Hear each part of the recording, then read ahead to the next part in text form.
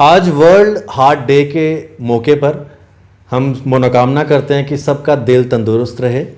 और आज आपके मन पसंदीदा डॉक्टर साहब मेरे साथ जेके मीडिया पर मौजूद हैं। हालांकि जब से कोरोना वायरस चल रहा है हम लोग नहीं सब डॉक्टर्स को मिल पा रहे, क्योंकि इस टाइम फ्रंट लाइन वर्कर का काम कर रहे हैं, कोविड वॉरियर का काम कर रहे हैं, इसलिए वक्त नहीं है। जिस तरह का बर्डन इस टाइम हॉस्पिटल्स में पड़ा हुआ है। मेरे साथ हैं डॉक्टर सुशील शर्मा जी, जो कि एचओडी हैं कार्डियोलॉजी और सुपर स्पेशलिटी हॉस्पिटल में। डॉक्टर साहब से बात करेंगे वर्ल्ड हार्ट डे के बारे में, मैसेज भी लेंगे, और हाँ, कोविड के साथ दिल की जो बीमारियां हैं इनका क्या रिलेशनशिप है वो भी हम जानेंगे। डॉक्टर साहब आपको बहुत बहुत शुभकामनाएं आज के दिन की। डॉक्टर साहब, आज का दिन, आज आपने एक मैराथन भी की। मैं शुरुआत करूंगा कोविड के जो डिज़ीज़ चल रहे हैं इस टाइम, लोग काफ़ी परेशान हैं, पैनिकी भी लोगों में आई हुई है कोविड को लेकर। कोविड और हार्ट का क्या कोई रिलेशनशिप है? अगर है तो उसको किस तरह से डील किया जा रहा है? देखिए, जो इनिशली कुछ लोगों ने स्टडीज़ थी वो चाइना से, वुहान से, उन्होंने ये कहा है कि कोविड जिस तरह ज़्यादा ऑर्गन तो लंग्स पे इफेक्ट करता है, पर एक स्पेकुलेशन है, there are ways and means that it can affect heart also. अब जो रिसेप्टर लंग्स में होते हैं, जिनको AC2 रिसेप्टर्स कहते हैं, उसी किस्म के रिसेप्टर्स हार्ट पे भी होते हैं। तो ये देखा गया कि जिन लोगों को एसोसिएटेड हार्ट की डिजीज़ हैं उनमें दो किस्म के तरीके हैं देखने की। एक तो पहले कैसे देख सकते हैं कि हम कोविड का सिस्टम है या हार्ट की इन्वॉल्वमेंट कोविड के साथ हुई है या नहीं हुई। देखने का तरीका ये है कि एक ट्रॉप के लेवल्स होते हैं हार्ट का, जो एंजाइम्स होता है, जितनी हार्ट को इंजरी होती है, जितनी हार्ट को चोट लगती है, जितना उसको नुकसान होता है, उसके कारण वो लेवल्स ब्लड में बढ़ जाते हैं। कुछ स्टडीज़ में ये कहा है कि लेवल्स, जितना ट्रॉप का लेवल ज़्यादा होता है उतना मरीज़ों में ज़्यादा मॉर्टलिटी होती है, उनकी डेथ के चांसेस ज़्यादा होते हैं। People land into heart dysfunction, people land into arrhythmia, these are more common with COVID. Second तरीका उसको देखने का ये है कि पहले तो देखें कि हार्ट किस तरह इन्वॉल्व होता है। दूसरा तरीका ये है कि एक इकोकार्डियोग्राफी करके देखा जा सकता है। इकोकार्डियोग्राफी एक जैसे अल्ट्रासाउंड है, वैसे हार्ट का एक चैम्बर्स का साइज़ देखते हैं, उसमें कितना है, फंक्शन कितना कम हुआ है, या कितना इजेक्शन फ्रैक्शन ड्रॉप हुई है या नॉर्मल है, या कितनी रीजनल वॉल में इफेक्ट हुआ है उसका। ये एक दो से तरीके हैं। अब चूँकि ट्रॉप का टेस्ट करना ईजी है उन लोगों में, सिंपल जैसे ब्लड का टेस्ट होता है वैसे ही होता है। ECG चूँकि एक ऑपरेटर भी चाहिए, इसके लिए एक मशीन भी चाहिए। ये इस सेटिंग में, हमारी वाली सेटिंग में थोड़ा सा डिफ़िकल्ट होता है, पर ICU की सेटिंग में ये देखा जा सकता है। जिन लोगों में ट्रॉप के लेवल ज़्यादा बढ़े हैं उनमें मॉर्टलिटी ज़्यादा हुई है। एक तो ये तरीका है कि हार्ट की इन्वॉल्वमेंट किस तरीके से होती है। अब इनिशियली तो कोविड का ये है कि स्टडीज़ तो चेंज होती रहती हैं। आज जो हम कह रहे हैं हो सकता है 10 दिन के बाद, 1 महीने के बाद कुछ डिफरेंट हो, पर यहाँ तक ये मानना है कि कोविड के साथ हार्ट की डिजीज़ किस किस्म की हो सकती हैं। हार्ट का एक फंक्शन ड्रॉप हो सकता है जिसको कहते हैं वायरल मायोकार्डाइटिस। ये उसी तरह होता है जैसे लंग्स में इन्वॉल्वमेंट हुई है, हार्ट के साथ भी इन्वॉल्व हो सकता है, हार्ट का फंक्शन ड्रॉप हो सकता है। वायरल मायोकार्डाइटिस में है कि आपकी हार्ट के मसल्स कमज़ोरी हो जाती है, उस किस्म की एक इन्फेक्शन हार्ट में भी सेटल हो जाती है जैसे लंग्स में होती है।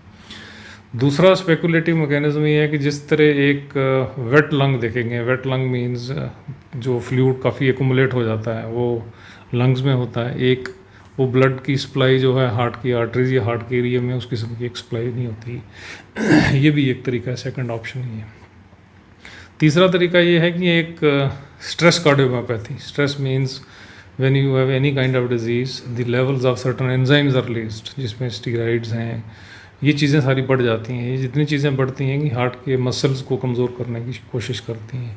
पर इसका अच्छा ये है कि ये गुड साइन इज़ जैसे जैसे स्ट्रेस का लेवल कम होता है कि हार्ट के मसल्स रिकवर होना शुरू हो जाते हैं, फंक्शन जो है रिकवर होना शुरू हो जाता है। ये एक अच्छी सी चीज़ है। दवाइयाँ भी हैं हार्ट के फंक्शन को कंट्रोल करने वाली।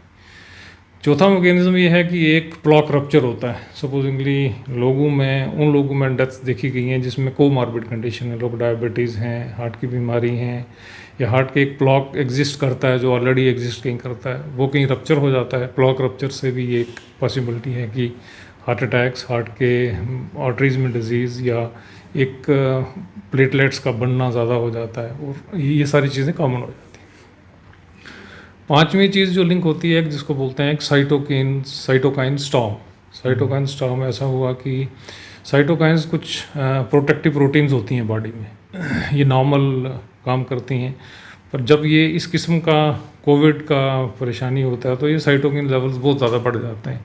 सो they are dangerous to the normal organ and they create havoc in the body and you land into certain kind of demise.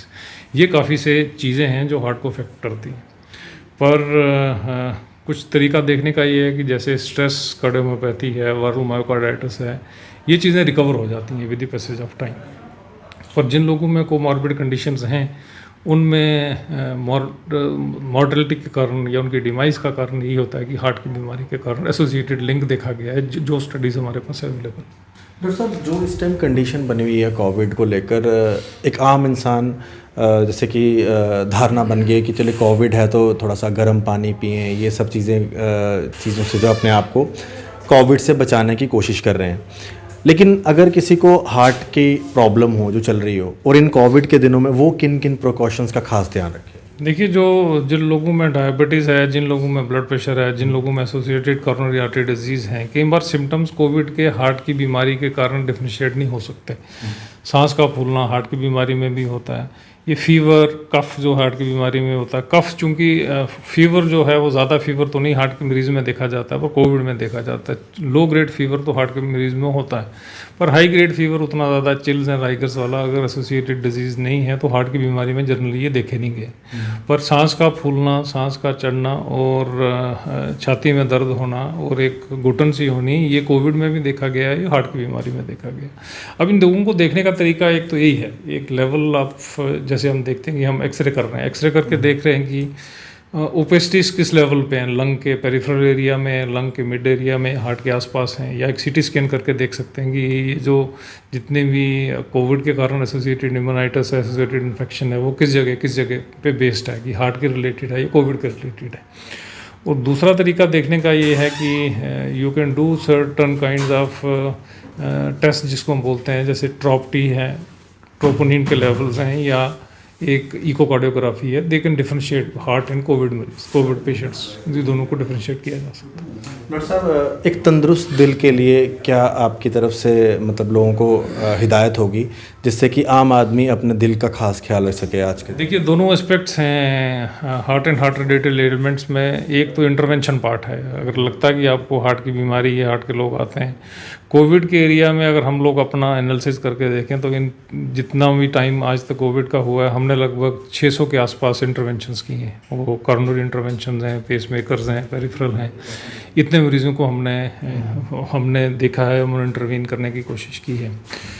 जो ओपीडी का लेवल है वो भी, अगर गवर्नमेंट हमें कहती है कि 40 से 50 मरीज़ देखने की कोशिश करो, हम 200, 150, 200 के लगभग पेशेंट्स आते हैं. किसी को ना तो करते नहीं. अब जो मरीज़ ओपीडी में आता है किसी को वापस तो भेजते नहीं. वो प्रोटेक्टिव गियर्स हमारे पास होते हैं, वो पहन के हम देख लेते हैं. अब डिफ्रेंसिएशन ये है कि इन लोगों में, जिन लोगों में हमने इंटरवेंशन की है आज तक, ये रैपिड का टेस्ट तो अभी आया, कुछ लोगों में टेस्ट भी नहीं थे. अब आप सस्पेक्ट की प्रोबेबिलिटी देखते हैं कि किस मरीज़ में आपको कोविड का टेस्ट कराना ज़रूरी है. थोड़ी सी सेंस जो है एक क्लिनिशियन के दिमाग में आ जाती है कि साहब इसको करना है या नहीं करना है. पर कई बार ये होता है कि आप सोचते कुछ हो, टेस्ट कुछ और करते हो, निकलता कुछ और है. प्रिकॉशंस तो यही हैं कि हार्ट के रिलेटेड एलिमेंट्स जो भी हैं, जो रिस्क फैक्टर हैं, उनको हम कंट्रोल करने की कोशिश करें. हार्ट का जो दिन बनाते हैं, जो हार्ट के डेज जो होते हैं, उनका रेलिवेंस यही है कि you take care of your diet. आप सैचुरेटेड फैट, तली हुई चीज़ें कम खाइए, ट्रांस फैट कम लीजिए, आप चलने की कोशिश करिए, फिज़िकली एक्टिव होने की कोशिश करिए.